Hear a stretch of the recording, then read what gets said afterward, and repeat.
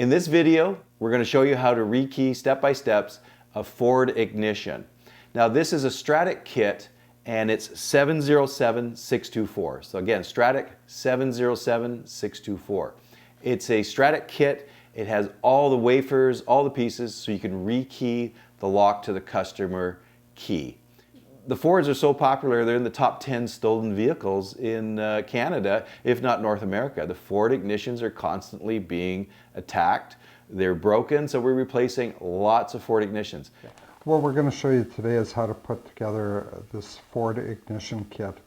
This is probably one of the most widely used ignition sets. Cars from 1996 up to 2012. It fits Rangers, Excursions, F-Series, just about anything out there. We use Strattec.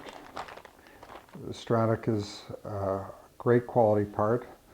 There's almost no failures on it, and for Ford, GM, and Chrysler vehicles, they're the best. All right, so the kit comes with everything you'll need to code the cylinder. And we'll just dump out all the parts here so you can have a look.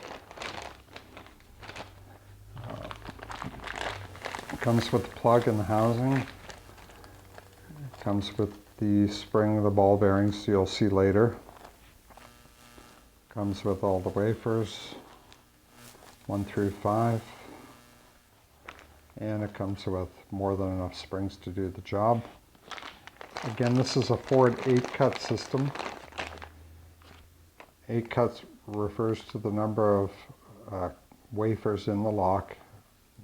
You start counting from the bow, you go to the tip, and you've got 1, 2, 3, 4, 5, 6, 7, 8.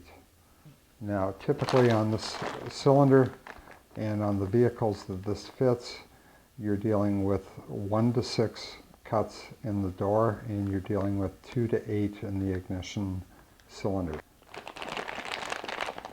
Take out the plug, and you can see you've got 1, 2, 3, 4, 5, 6, 7 positions. So you've got 2 to 8. And let's get our parts opened up here.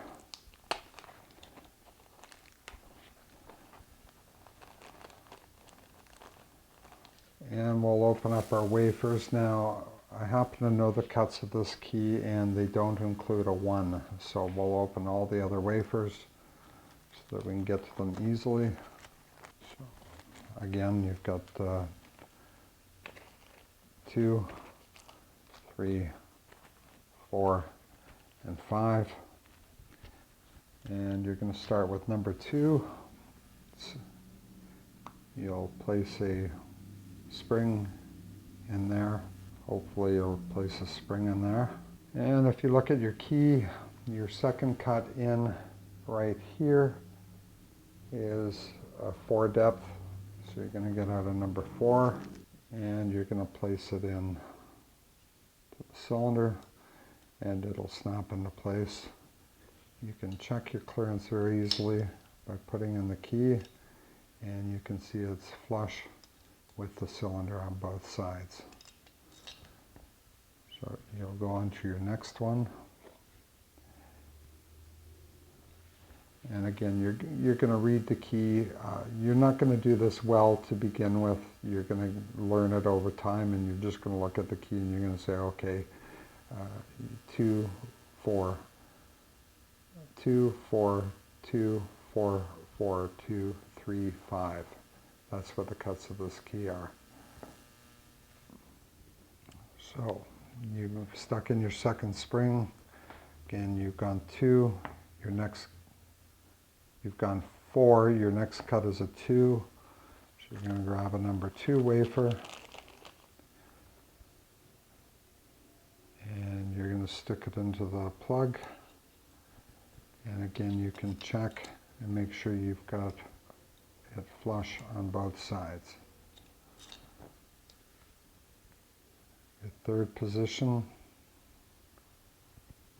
Again, we're looking in here and you're dealing with the number 4.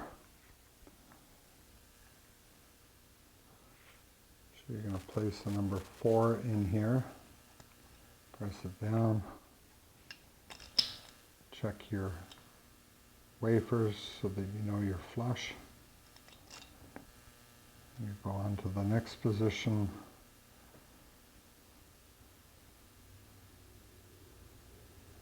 And we know we have another 4 there.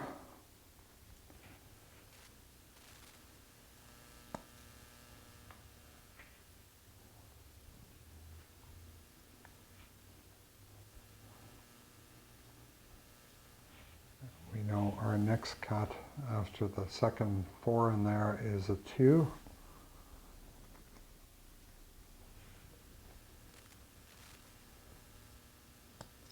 Place it in there. We'll check our clearance. We notice all the 5 wafers that we've installed so far are flush.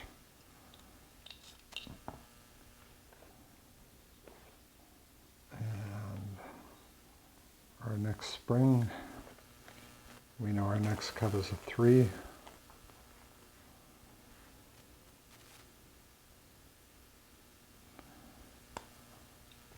Again, we'll stick our key in. We know it's flush, top and bottom.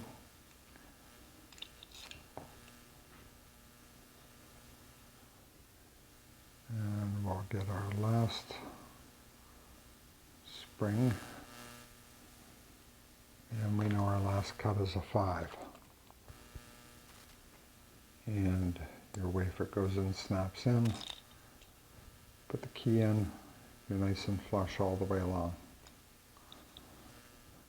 So your next step to this is to take this bag over here and open it.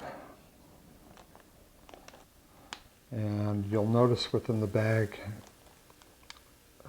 you've got this piece here that goes into here, and you'll know if you've got it in right or not by whether it sits flush. This is for the key buzzer. You can check your cylinder and make sure everything's going to turn by putting it together and turning the cylinder within the lock before you put it all together. You can lubricate, open the package, and you can put some grease on the wafers.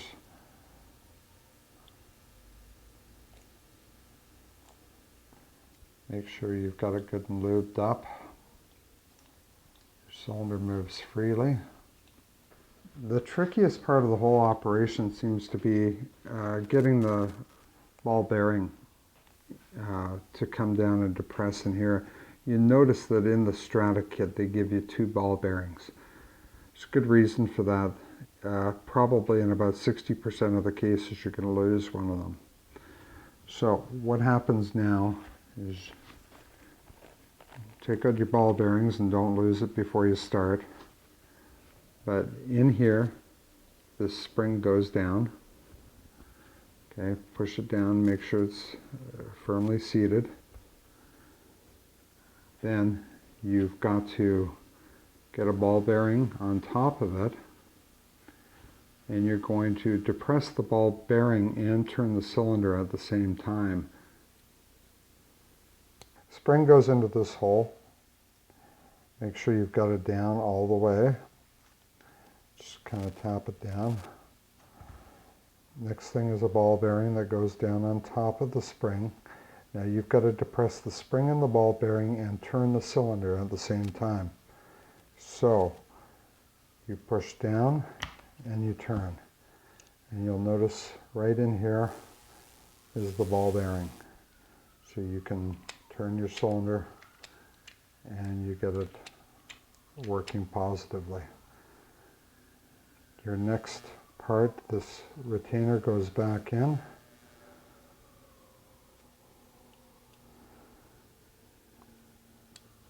And you turn your cylinder to the position where the retainer goes down so that you can reinstall your cylinder into the vehicle. You can see as you push it, turn it, that will pop up. So if you look at the position here, You're never going to get that into your column. As you turn it and you get the position correct, that will drop. And your cylinder turns perfectly. In conclusion, Randy just showed you how to do step-by-step the Ford Ignition. This is a hugely popular ignition that we have to replace. I hope it was useful to you. Thank you very much. I hope you enjoyed watching this video. Subscribe to my channel. Also, visit my website and you can see what online locksmith training I have for beginners, intermediate, and advanced, as well as my covert methods of entry and my non-destructive methods of entry.